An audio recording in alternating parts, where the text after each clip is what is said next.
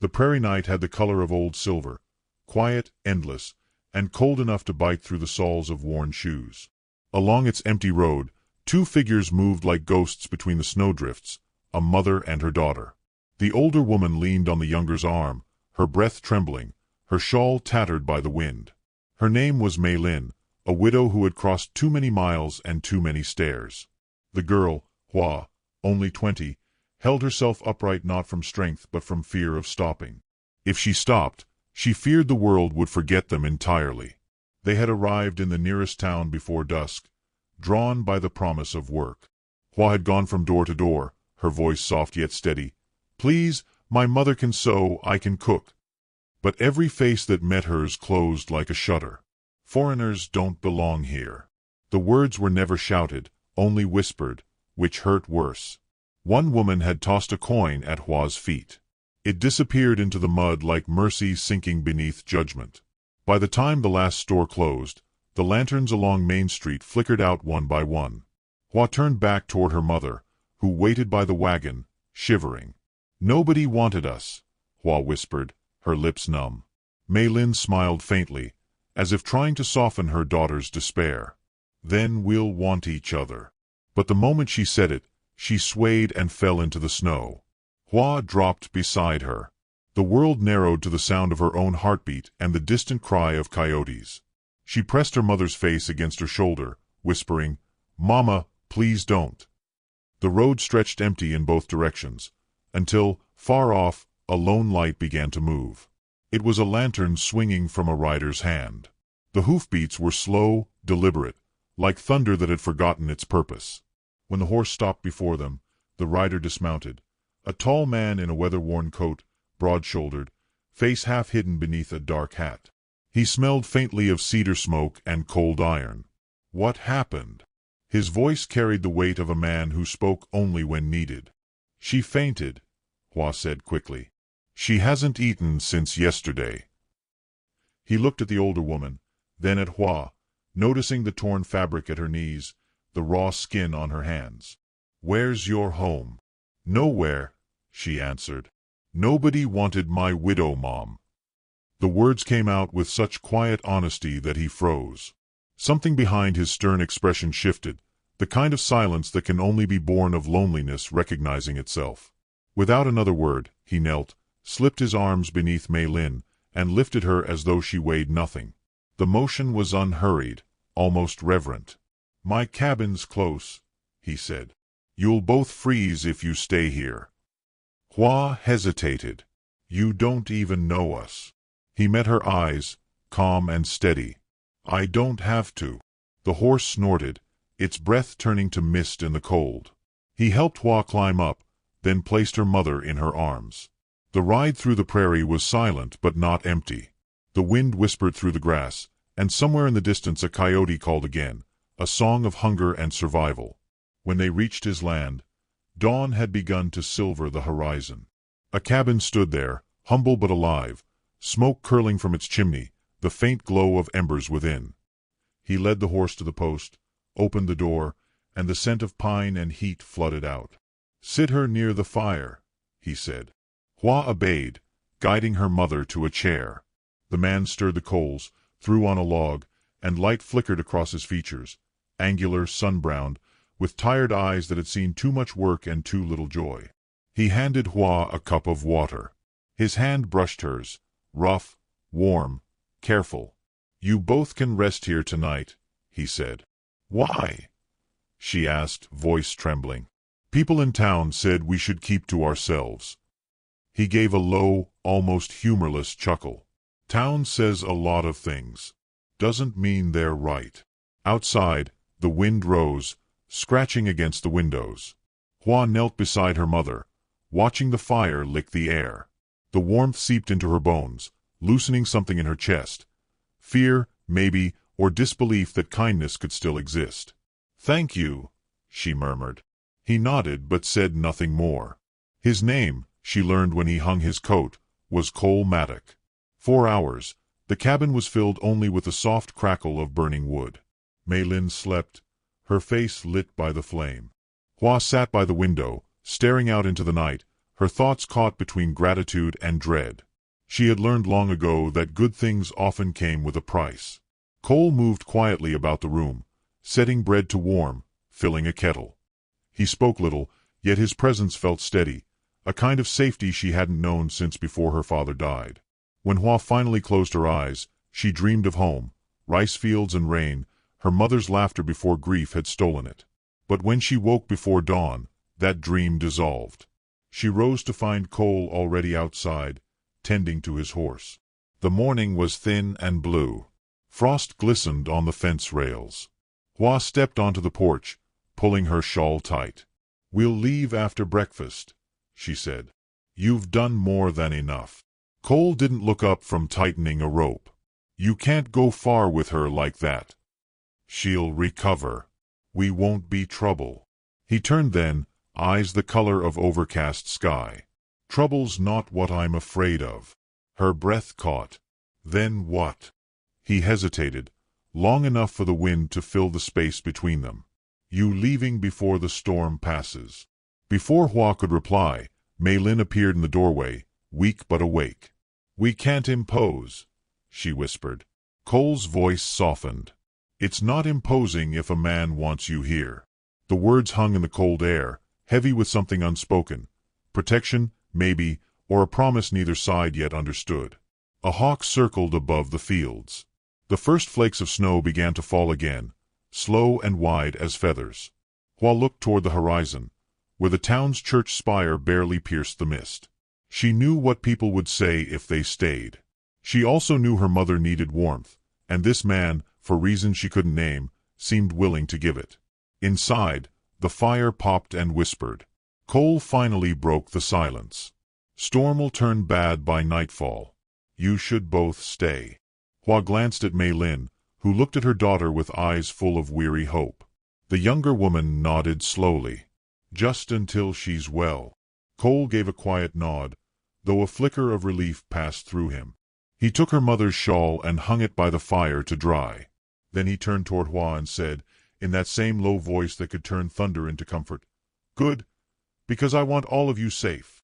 And outside, as the wind began to rise, the world seemed to hold its breath, as if even the prairie knew something had just shifted forever. The next morning arrived soft and silver, the prairie veiled in mist. Sunlight caught the frost on the grass and turned every blade into a trembling mirror. Inside the cabin, the fire had burned low, its glow resting on the edges of two sleeping figures. Mei Lin curled in the rocker, Hua beneath a quilt too large for her small frame. Cole Maddox stood quietly near the window, coffee steaming in his hand. He wasn't used to company.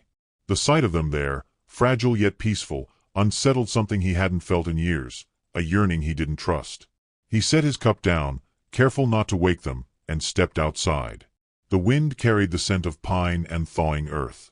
Beyond the barn, the sky was lifting its color, a slow wash of blue after the long night.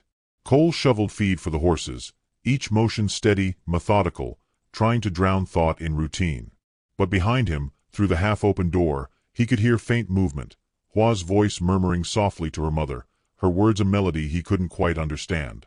By the time he returned, Hua had tidied the table, swept the floor, and was tending the kettle as if the place had always belonged to her. Mei Lin sat near the window, eyes half closed but clearer than before. The daughter straightened when Cole entered, her cheeks flushed with embarrassment. "You shouldn't have to clean," he said, setting down his gloves. "We owe you warmth," Hua replied, not looking up. "I can at least make your home look like one." There was no pride in her tone, only quiet resolve. Mei Lin smiled faintly, folding her hands in her lap. Cole nodded once, unsure how to reply, and reached for his coat again. "Where do you go?" Hua asked. "To town. I've got supplies to fetch." He paused at the door. "You need anything?" She hesitated. "Maybe rice, if the storekeeper will sell it." The way she said it, "if," caught him. "He will," Cole said, though he wasn't sure he could promise that. The road to town was a thin ribbon of mud thawing under the morning sun. By the time Cole reached Main Street, the usual stares followed him, men tipping their hats, women whispering near the post office. It didn't take long for the gossip to find its voice. You keeping company now, Maddock? Mrs. Hargreave called out from her porch. Her smile was sweet as poison. Heard you brought home some strays. Cole stopped only long enough to meet her gaze. If that's what you call people, then yes, he said. Then he kept walking. Her lips tightened like twine. At the general store, Deputy Sloan leaned against the counter, smirking. You running a charity now? Cole ignored him, placed the sack of flour on the counter, and added a small bag of rice. The shopkeeper hesitated, eyeing it. For the newcomers? Yes. The man shrugged. Words traveling fast. Don't say I didn't warn you, Maddock. Town doesn't take kindly to outsiders. Cole dropped a few coins on the counter. Town's welcome to keep its kindness, then. When he returned, Hua was hanging laundry on the line, her sleeves rolled, her hair pinned clumsily back. The wind lifted it in strands that caught the light. For a brief moment, Cole simply watched, how she moved with quiet precision, as though she had learned grace through survival. He set the supplies down on the porch. Got your rice. Her head snapped up. Surprise flickered across her face before softening into gratitude. Thank you. Wasn't hard, he said, though his voice carried the echo of what he hadn't said. It was worth it. Inside, the day unfolded with small sounds. The rhythm of spoons and bowls, the creak of the floor, the sigh of the wind. Maylin ate slowly, her eyes full of relief she didn't voice. Cole fixed the hinge on the door, and Hua offered quiet help, passing him nails, holding the lantern when shadows thickened. Each gesture between them said what neither dared to speak. Thank you, stay safe, don't vanish. By evening, the prairie glowed amber beneath a setting sun. Hua stepped outside to gather firewood, but as she reached for a fallen branch, a voice startled her. You shouldn't wander far, said a figure emerging from the slope, Mrs. Hargreave, wrapped in fur, face pinched by self-righteousness. I came to see if you and your mother were all right, she said sweetly. People in town are worried. Hua nodded politely. We're fine, thank you. Are you? The woman's eyes flicked toward the cabin. A single man and two women under one roof. That sort of arrangement raises talk. You wouldn't want to bring shame on your mother. Hua's hands stiffened around the bundle of wood. We've known shame before, she said softly. It can't hurt us any more. Mrs. Hargreave's smile faltered. Be careful, child. Not everyone is as forgiving as Mr. Maddock. Hua bowed her head and turned away, but the words burrowed deep. When she returned, Cole was stacking tools near the barn. He saw the tension in her shoulders. Someone bother you? She hesitated. No. He watched her too long to believe it. If town folk come sniffing around again, you send them to me. I don't want trouble. You won't get it. I've had worse than gossip.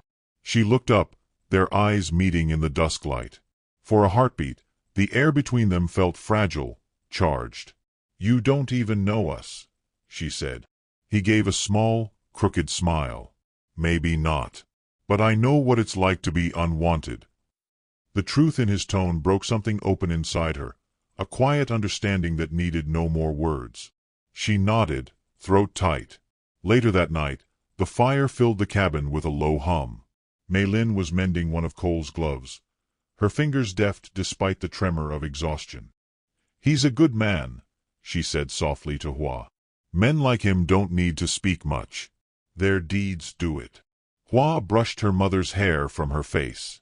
We can't stay forever. No, Maylin whispered. But maybe we can stay long enough to remember what safety feels like.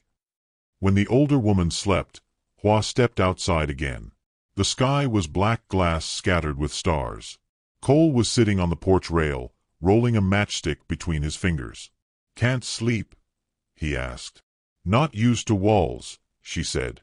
They make the silence louder. He nodded. It's the kind of silence that listens back. They sat without speaking, the wind threading through the grass like a song half remembered. Somewhere far off, thunder murmured. You think we'll ever belong here? She asked suddenly. Belonging's not something a town gives, he said after a moment. It's what you build with your own hands. She studied him, the lines on his face carved by sun and solitude. He looked like a man who had fought too long against emptiness. Then maybe, she said quietly, we can build something too. A long silence followed, filled only by the hum of crickets. Then Cole rose, tossed the matchstick into the fire pit, and said in a low, certain tone, "So long as you're under my roof, no one will touch you or your mother." Before Hua could answer, lightning split the horizon. The storm he had predicted was rolling in, swift, hungry, alive. The wind pressed against her dress, lifting her hair. Cole caught her arm, steadying her as thunder cracked overhead. She looked at him, her heart pounding from more than the storm. "You said we're safe," she murmured. He nodded, holding her gaze. "You are. But the town won't like it." His words hung between them, louder than the thunder, and the first drops of rain fell like sparks across the porch, marking the beginning of something neither of them could turn away from. The rain came hard through the night, drumming against the roof like the heartbeat of the land itself. By morning, the world smelled of wet cedar and churned soil. Mist hung low over the prairie, soft as breath. Hua rose early, her dark hair still damp from the storm, and stepped outside barefoot. The air was cold enough to sting, but she liked the sting. It reminded her she was alive. Behind her, smoke trailed from the chimney, and the faint clatter of dishes told her Cole was already awake. She carried a bucket toward the well, her dress brushing against tall, rain-heavy grass. Every sound felt louder here, the creak of the rope, the splash of water, the distant whinny of a horse. When she turned, Cole was there, watching from the fence line, a mug of coffee in his hand. His shirt sleeves were rolled, and the morning light caught in the copper tones of his beard.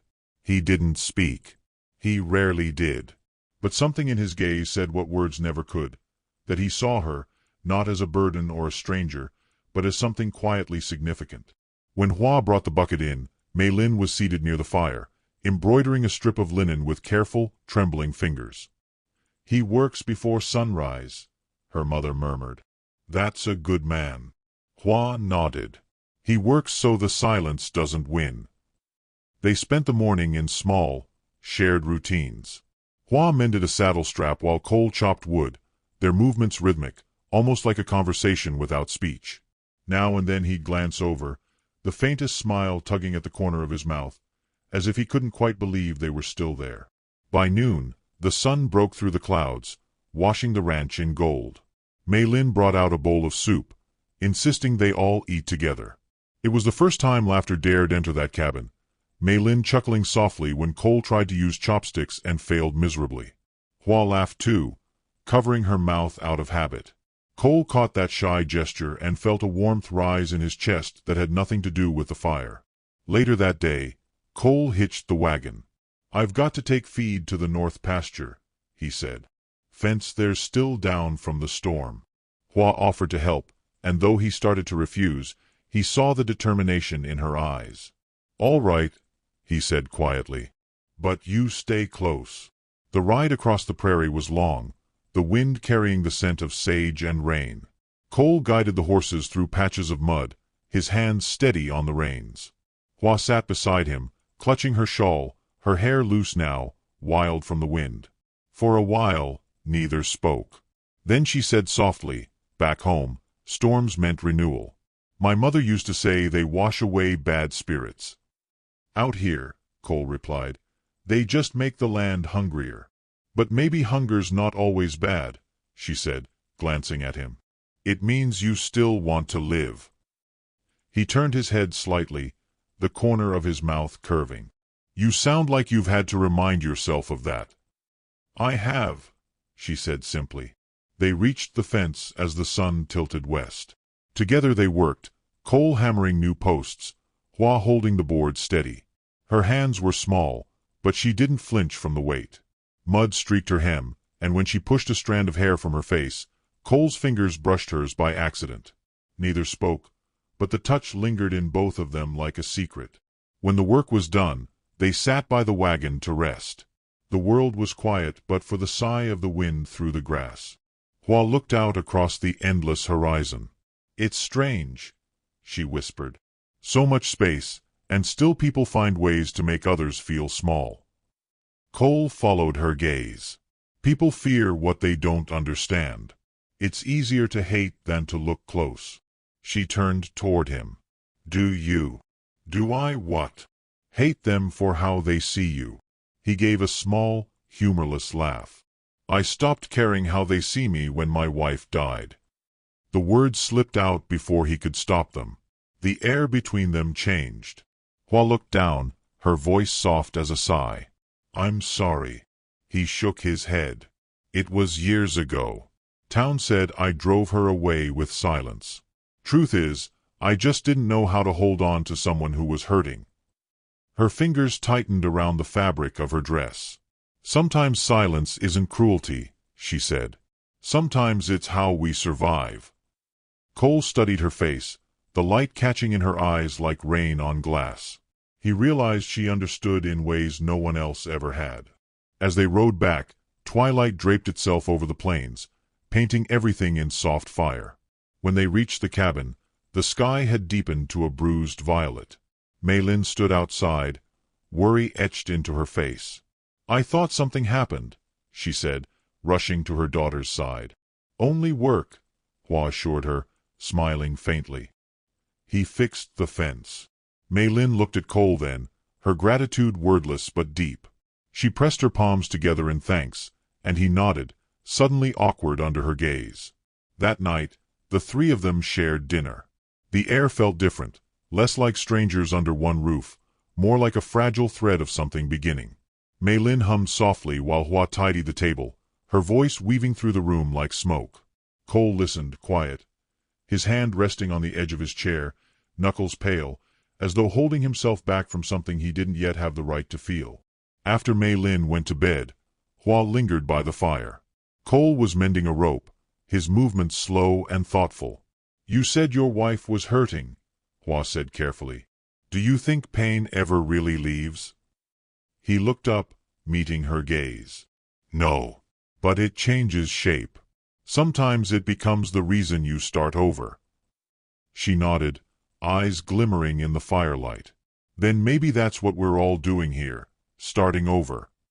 Outside, the night was full of the whisper of insects and the sigh of the grass. Cole set the rope aside, his voice low. You could stay here, if you wanted. No one would make you feel less than you are. Her breath caught. You'd let us stay? I'd want you to, he said, and then looked away quickly, as if he'd said too much. The fire crackled, and in that sound lived everything unspoken between them. Fear, hope, the ghost of desire neither dared to name. Hua rose, wrapping her shawl around her shoulders. Good night, Cole. He tipped his hat slightly. Good night, Hua. When she opened the door, cold air rushed in. She paused, glancing back at him. For a heartbeat, their eyes met again, and something passed between them, something fragile but fierce, like light through glass. She closed the door softly behind her, leaving him alone with the fire's fading glow. He sat there long after the flames had turned to embers, the echo of her voice still in his mind. Outside, unseen by both, a figure lingered at the edge of the property, a man on horseback, watching the house from the dark. His breath clouded in the cold, his gloved hand resting on his rifle. Then, as the wind shifted, he turned his horse and rode back toward town, the sound of hooves swallowed by the night. The days that followed passed in a fragile peace, the kind that trembles if looked at too closely. Spring had begun its slow arrival. Thin shoots of green pushed through the thawing soil, and the air carried the faint sweetness of new life. Hua and Maylin tended to the small garden beside the porch, their laughter soft and fleeting, while Cole worked the fields, his silhouette framed by sunlight and dust. To any stranger, the scene might have looked like the quiet rhythm of a family. But beneath it, something fragile and unspoken stirred, like wind beneath glass. Cole had grown used to their voices, the melody of Hua translating her mother's stories into English, the murmur of their prayers before sleep. It filled the empty spaces of the ranch, softened the hard corners of his solitude. He caught himself watching Hua more often now, the way she tucked a stray strand of hair behind her ear, the gentleness with which she steadied her mother's trembling hands. It wasn't the sharp desire of a lonely man. It was something quieter, deeper, and infinitely more dangerous. That morning, a wagon appeared on the horizon, its wheels grinding against the hardening mud. Cole shaded his eyes, his stomach tightening. As it drew closer, he recognized the gray horse and the smirk beneath the brim of a deputy's hat. Sloan. The man dismounted with a self-assured air, boots striking the dirt as if each step was a claim. "Heard you've been running a little boarding house out here," Sloan drawled, glancing toward the cabin. Cole didn't answer. His silence always unnerved men like Sloan, who filled every pause with cruelty. Sloan leaned closer. "Town's buzzing. Some folks say you've taken that foreign widow for yourself. Others say the girl."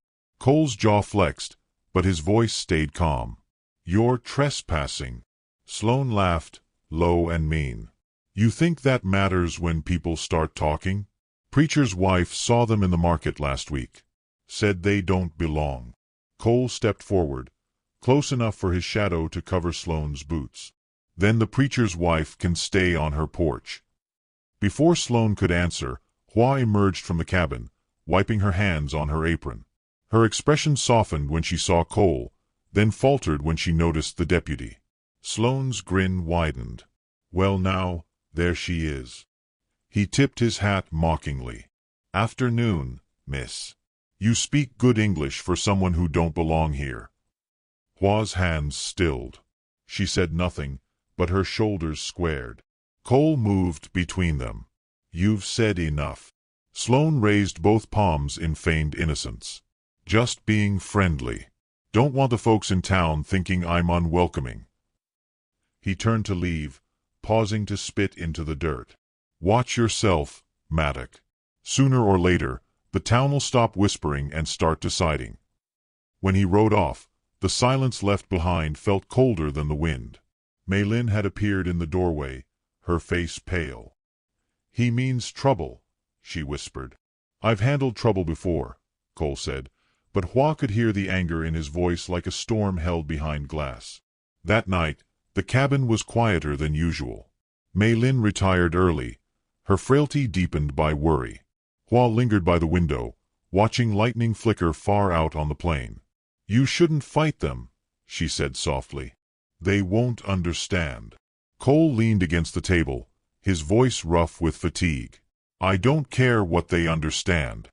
But they can take everything from you," she said, turning toward him. "Your land, your peace." He met her gaze, something fierce in his eyes. "Peace isn't worth keeping if it means watching good people freeze outside my door." Hua's throat tightened. She wanted to thank him, but words felt too small for what he'd given them. Instead, she stepped closer, her voice barely above a whisper. "You shouldn't have to stand alone." "I'm not alone anymore," he said. The fire cracked softly between them. For a long moment, they just stood there, their shadows long against the wall, the air trembling with everything they hadn't said. Then Hua turned away, afraid of what her eyes might reveal. The next morning, word spread faster than the wind. Cole was hauling hay when two riders approached, men from town. They didn't dismount. Their faces were hard, their eyes avoiding his. "There's a meeting tonight," one said. "Preacher called it. About you and them women." Cole said nothing, only watched them ride off. The horses' hooves kicked up dust that settled slow as dread. By evening, he was pacing near the barn, his hands restless, his breath tight. Hua watched from the porch, sensing the change in him. The quiet fury coiled under his calm. Maylin sat nearby, her embroidery forgotten in her lap. "We should leave," she said suddenly. "Before they come." "No," Hua replied, her voice steady. "Running won't stop hate." Her mother's eyes glistened. "Then what will?" Before Hua could answer, Cole emerged from the barn. "They want a fight," he said, "but they'll get my truth instead." He saddled his horse, the leather creaking under his grip. Hua stepped forward. "Don't go alone." "I have to." "You don't." He stopped, the quiet in her voice freezing him mid-motion.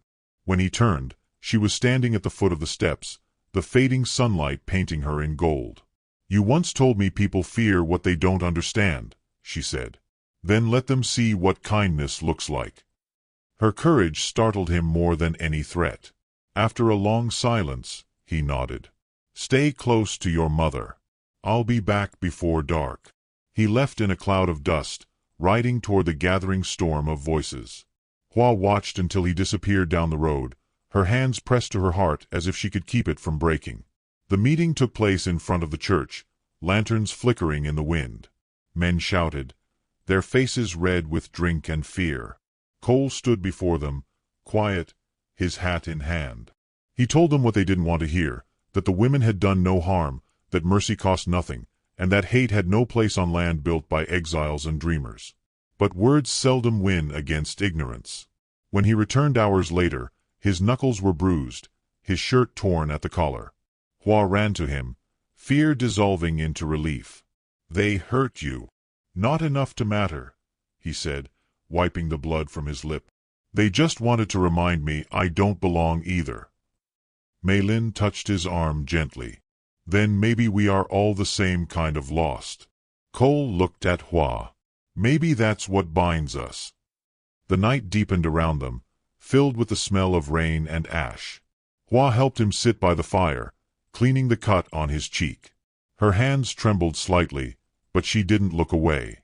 "You shouldn't have to fight for us," she said. His voice came low, tender, certain. "I'm not fighting for you, Hua. I'm fighting with you." Her breath caught. For the first time, she let herself meet his gaze without fear. The silence between them no longer felt empty. It felt like promise. Outside, thunder rolled once more, distant but coming closer. Mei Lin, standing near the window, saw a glimmer on the far ridge, a lantern swaying in the dark. Her face paled. "Someone's coming," she whispered. Cole rose instantly, his eyes narrowing toward the approaching light. The wind pressed against the cabin walls, carrying the scent of rain and something else, danger. Hua turned toward him, her voice a tremor. "Who would come this late?" He reached for his rifle, the answer already heavy in his chest. "Someone who didn't like what I said tonight." The lantern's glow grew larger as it neared, swinging in the restless wind. Hua's breath caught in her throat. Cole stood at the door, rifle in hand, the firelight painting his face in sharp relief, half warmth, half shadow. Mei Lin clutched her daughter's sleeve, her voice a tremor. "We should hide." But Hua didn't move. Something inside her, long crushed by fear and silence, refused to cower anymore. The wind carried voices now, low, angry, and growing louder. Cole stepped onto the porch, his boots crunching over gravel slick with rain. 3 men emerged from the darkness, their coats soaked, lanterns swinging like small, furious suns. The deputy was among them, hat pulled low, a grin cutting through his beard. "Evening, Matic," Sloane said. "Didn't expect to find your lights still burning." "Seems you did," Cole replied, voice steady. The men stopped a few paces away, their faces flushed from drink and arrogance. One held a rope. The sight of it made Hua's stomach twist. She stepped into the doorway before her mother could stop her. The lantern light hit her face, fearless, proud, trembling only slightly. Sloane's grin faded. "You'd best take your mama and leave this land, girl, before folks make you." "We've done nothing wrong," Hua said, her voice soft but unshaking. "Wrong," Sloane scoffed. "You've turned a good man's home into a scandal. That's wrong enough." Cole raised his rifle a fraction. "Say another word about them and you won't finish your sentence." The air went still. Rain began to fall again, thin at first, then heavier, drumming against the porch roof like war drums. The men shifted uneasily, glancing between one another. "But pride is heavier than reason. You'd shoot your own kind for them?" One spat. Cole's voice came low, almost sorrowful. "They are my kind." It was the truth, spoken so simply that it shook Hua to her core. Sloane sneered, but something in his eyes faltered. He'd come for fear, not conviction, and Cole's calm left no room for either. Still, he spat into the mud. "You'll regret this." "Not tonight," Cole said. The storm broke in earnest. Wind ripped through the fields, and the men turned back toward their horses. Their lanterns vanished into the rain, leaving behind only the sound of thunder and the heavy quiet that follows courage. Cole lowered his rifle and turned toward the door. Hua was still standing there, drenched in light and rain, her hair clinging to her face. For a long moment, neither spoke. Then she whispered, "You didn't have to risk everything." He wiped rain from his brow. "You were worth it." The words were simple, but they settled between them like something eternal. Inside, Mei Lin sank into a chair, her frail hands trembling. "They won't stop," she murmured. "Men like that never stop." Cole knelt beside her, his voice softer now. "They'll stop when they see the truth for themselves." "And what truth is that?" she asked, weary but curious. "That this house, this family, isn't theirs to break." The word family lingered in the air, fragile and unexpected. Hua's eyes burned, not from fear this time, but from something that felt dangerously close to hope. They stayed up the rest of the night, tending to the fire, listening to the wind howl across the plains. When morning came, the storm had passed. The sky stretched clean and pale, the kind of blue that makes you believe in forgiveness. Cole went to the barn to check on the livestock, but the moment he stepped inside, he froze. The smell of smoke was faint but undeniable. His eyes darted to the corner, ashes, blackened straw. Someone had tried to burn it during the storm. His jaw clenched. He kicked dirt over the embers until the last hiss of heat died, then stormed toward the house. Hua met him halfway. "What is it?" "Someone came back," he said grimly. "They wanted to scare us." Her breath caught. "Did they?" "No one's hurt," he said quickly. "But it's not over." Mei Lin stepped outside, her shawl pulled tight. "Maybe it's time we leave. You've done enough." Cole looked between them, one woman weary from loss, the other fierce with new strength, and shook his head. "You run once, they'll make sure you keep running. Not here. Not on my land." His tone left no room for argument. Hua felt something break open inside her, a flood of emotion she couldn't name. Gratitude, yes, but also fear for what it might cost him. That afternoon, as sunlight poured through the broken clouds, Cole worked in silence repairing the barn wall. Hua brought him water and stood watching him, her heart restless. "You can't protect us forever," she said finally. He set down the hammer, breathing hard. "Maybe not. But I can protect today." "Why?" she asked, her voice almost a whisper. "Why do you care so much for strangers?" He turned toward her, wiping his hands on his shirt. "You stopped being strangers the moment you knocked on my door." Her breath trembled. "And what are we now?" He stepped closer, his voice rough. "The reason I remember what it means to live." The air between them was alive with something unnamed. His hand rose as if to brush the rain-dried hair from her cheek, but he stopped himself. Hua didn't move away. Instead, she took his hand and pressed it there herself. "Then live," she said softly. "With us." Before he could answer, the sound of hooves shattered the fragile stillness. They both turned. In the distance, riders were approaching again, 5 this time. Cole's face hardened. "Get your mother inside." "No," Hua said. "Not again." He gripped her shoulders. "I won't let them touch you." She looked up at him, eyes fierce and wet. "And I won't let them destroy what we've built." The riders dismounted near the gate, weapons glinting. Sloane led them, face twisted in false righteousness. "We warned you, Matic.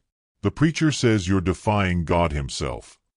Cole raised his rifle, calm but ready. "Then your preacher can take it up with him, not me." Lightning flickered behind the clouds, though no storm followed. It felt like the sky itself was holding its breath. Sloane took a step forward. "You can stand down, or we'll make you." "Try," Cole said. Before anyone could move, Hua stepped forward. Her voice rang out clear as a bell. "You call yourselves God's men, but you act like devils. We came here with nothing but faith that someone still had kindness in their bones, and he did. If you want to destroy that, then maybe you're the strangers here, not us." The men hesitated. None of them had expected her to speak, much less speak with fire. Even Sloane's hand faltered on his revolver. Cole's voice cut through the silence. "You heard her. Leave." For a moment, time seemed to hold still, the wind, the breath of the horses, the pulse in every throat. Then one of the men lowered his weapon, then another. Sloane cursed under his breath, turned, and spat into the dust. "This ain't over," he hissed. But when he mounted his horse, the others followed. The sound of their departure faded slowly, swallowed by the open land. Cole lowered his rifle and exhaled, the tension draining from his shoulders.